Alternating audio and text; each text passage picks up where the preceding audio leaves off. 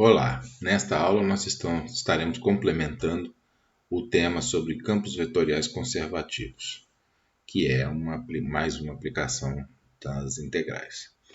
Então nós vamos estudar agora dois conceitos que ainda não foram vistos com relação a esse tema e fazendo alguns exemplos. Então, só repetindo o que nós já vimos, nós temos aqui um campo vetorial, né, que eu chamei na aula passada de F, vou fazê-lo novamente. Né? Esse é um campo vetorial. A cada ponto você associa um vetor. E nós temos sobre esse campo duas curvas, C1 e C2. E vamos supor que eu vá de A até B por C1 e depois, invertendo o C2, eu vá de B até A. Então, fazendo isso, como foi feito na aula passada, se o campo for conservativo, o resultado dessa integral tem que ser zero.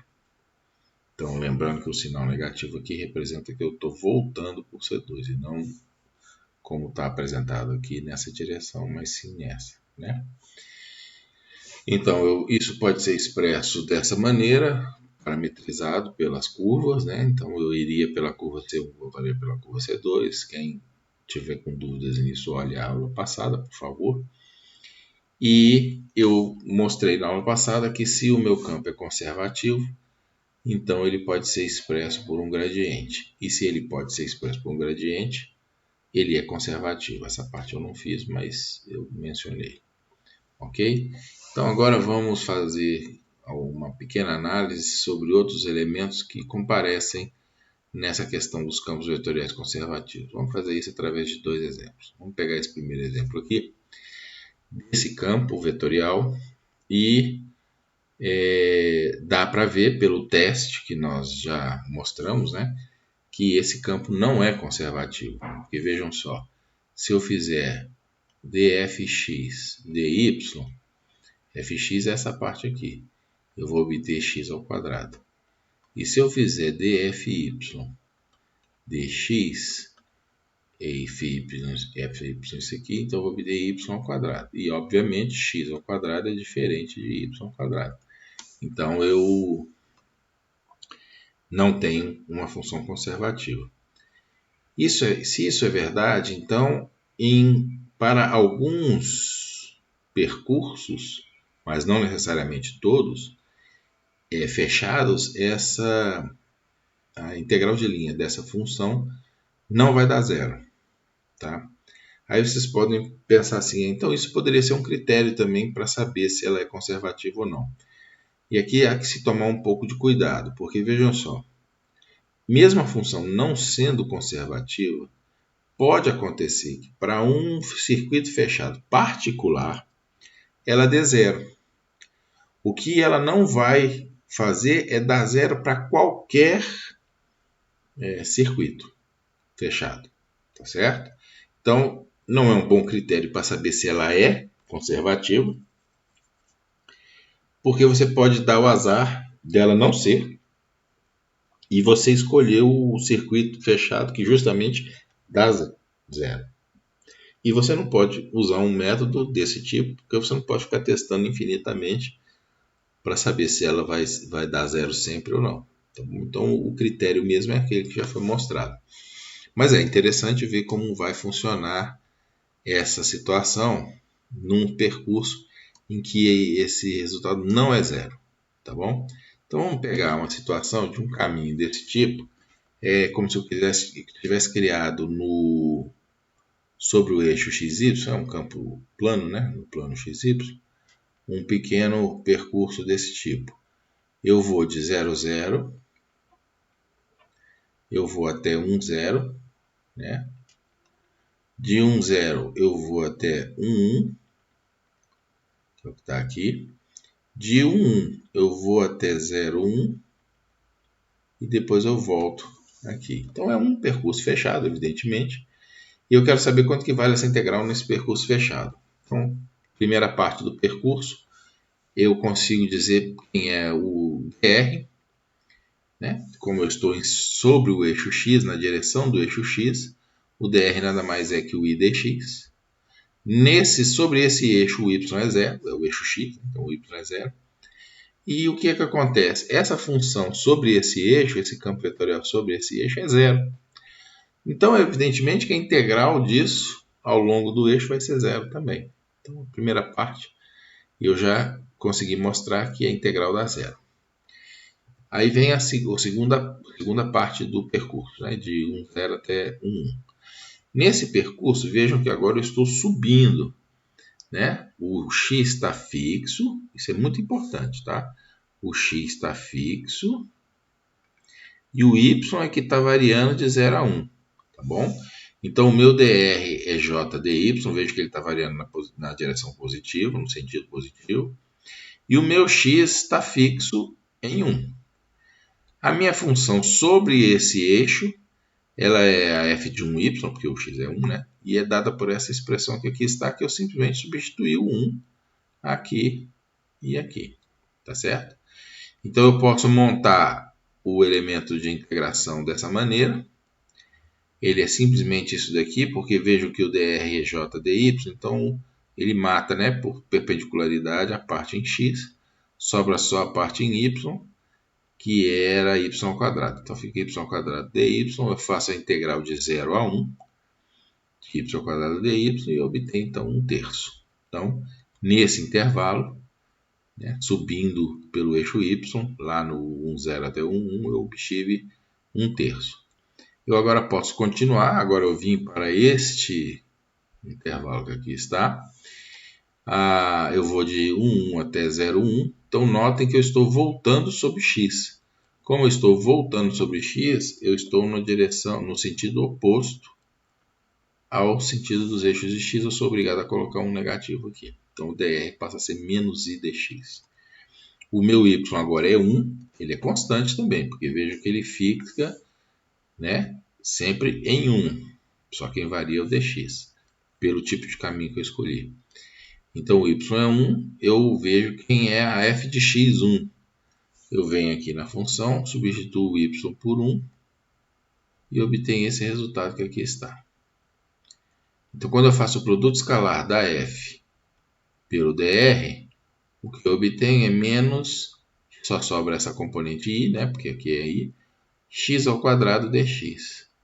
Eu agora vou integrar nesse caminho de quê? De quanto até quanto? De 1 até 0. Quando eu integro de 1 até 0, o negativo aqui é por causa desse negativo, né? Eu obtenho o aqui negativo, mas como esse cara aqui é o primeiro, fica negativo também. Então compensa, né? E eu tenho, na verdade, o i sobre esse eixo como sendo igual a 1/3 também. O último caminho é subcaminho, né, se preferirem, é esse daqui, em que o y está variando na direção no sentido oposto dos positivos. Então eu coloco o y como sendo menos j, o dr como sendo menos j dy. O x, nós estamos sobre o eixo y, então o x é 0, tá certo? O f de 0, aqui é o contrário, né? Aqui é f de 0, aqui é 0, eu estou sobre o x constante e o y. O f de 0y é 0, é só colocar aqui 0, 0, tá? Dá 0. Então eu sei que essa integral é igual a 0. Agora então, qual vai ser a minha integral de linha? Ora, a minha integral de linha é a soma das três integrais, cada uma realizada num caminho. Esses dois últimos, o primeiro e o último, são 0. A soma desses dois aqui dá 2/3, que é diferente de 0. Então vejam que, como esse campo não é conservativo, apareceu um percurso em que o percurso fechado, a integral de linha não deu 0. Poderia ter dado 0, tá? E ele ainda continuaria sendo não conservativo. O que não poderia dar 0 sempre. Aí não poderia porque ele não é conservativo, tá bom? Ok, então um último exemplo. Nós vamos agora querer saber o seguinte: dado uma função, um campo vetorial, então esse campo vetorial está dado, tá? É conhecido. Eu quero saber qual é o potencial que está associado a ele, tá certo? Eu faço isso como? É simples. eu sei que essa aqui é a componente f de x. E sei que se existe esse potencial, e eu sei que existe porque num outro momento nós já mostramos na aula passada que isso daqui é uma função conservativa, então ela é expressável por um gradiente. Então, se existe esse potencial que eu estou chamando de φ, o f de x tem que poder ser escrito dessa maneira, porque ele tem que ser passível de ser escrito como um gradiente. Mas isso significa, então, que o dφ dx tem que ser escrito como um yz mais 2. Ora, eu posso fazer o quê? Eu posso integrar isso daqui. Mas vejam que isso aqui é uma derivada parcial. Então, quando a derivada é parcial, y e z são constantes, né? Se é a parcial em x. Então, quando eu faço essa integração aqui, eu tenho, na verdade, uma função de x, y, z, que vai ser x, y, z, mais 2x, né? Que vem da integral desse termo e desse. Mas eu ainda tenho aqui uma função h, que é de yz. Por que essa função h aparece? Porque a derivada parcial dela com relação a x vai ser zero. Ela é o equivalente à constante lá na integração unidimensional, tá? Porque o y e z são constantes. Então, o máximo que você pode dizer é que sobra uma função de y e z, que inclusive pode ter constantes aqui dentro, tá? Mas e aí, como é que eu acho esse h agora? Ué, eu uso as outras exigências, né? O f de y tem que ser um df de y. Mas quem é o f de y? O f de y é xz mais 1. E isso tem que ser igual a quê? Ao dφ dy. Mas o φ eu já sei que tem essa cara geral aqui. Necessariamente. Então, o dφ dy vai ser o quê? Xz. Estou derivando esse primeiro termo. Esse termo aqui é constante com relação a y, então dá zero. Mais dh dy, né? O h de yz, dh dy, tá certo? Esse aqui eu não sei quem é, estou querendo saber.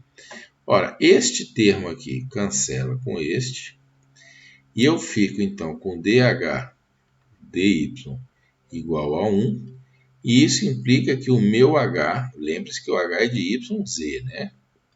Ele vai ser simplesmente y, que é a integral desse termo aqui, mas ele ainda vai poder ser uma função arbitrária de z, porque é uma derivada parcial em y, tá certo? E aí agora eu posso continuar o meu processo para tentar encontrar quem é o g, z, né?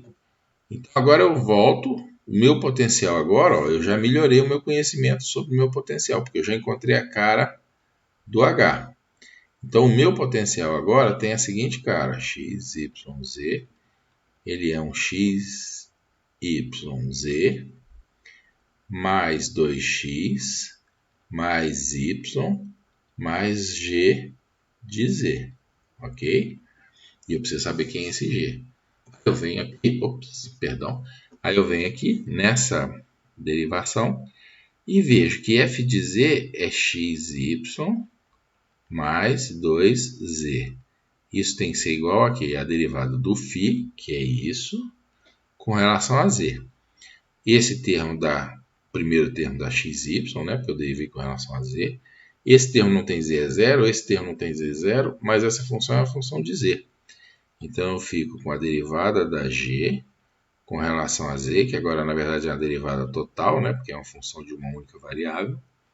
E eu tenho isso aqui, eu corto esses dois e fico com uma função só em z. Ora, se o dg dz é igual a 2z, é porque o g é igual a z ao quadrado, né? Seria 1 meio, mas corta esse 2 aqui.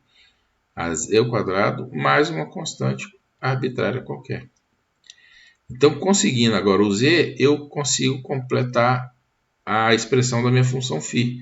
Então, a minha função φ de x, y, z passa a poder ser escrita como o quê? X, y, z mais 2x, esse termo aqui, mais o h, que é y, mais o g, que é aqui, z ao quadrado mais c. Então, a minha função potencial pode ser escrita dessa forma, e ela é dada, evidentemente, a menos de uma constante, porque a relação entre ela e a f é por uma derivada. Então, sempre fica uma derivada como sendo arbitrária. E isso tem a ver com, por exemplo, aquela definição do nível de energia, uma série de coisas que aparecem lá na física, mas que não nos importam nesse momento. Tá bom? Então, é assim que você obtém a função potencial a partir do campo vetorial dado. Então era isso que eu queria apresentar para finalizar essa parte de campos vetoriais. Obrigado por assistir.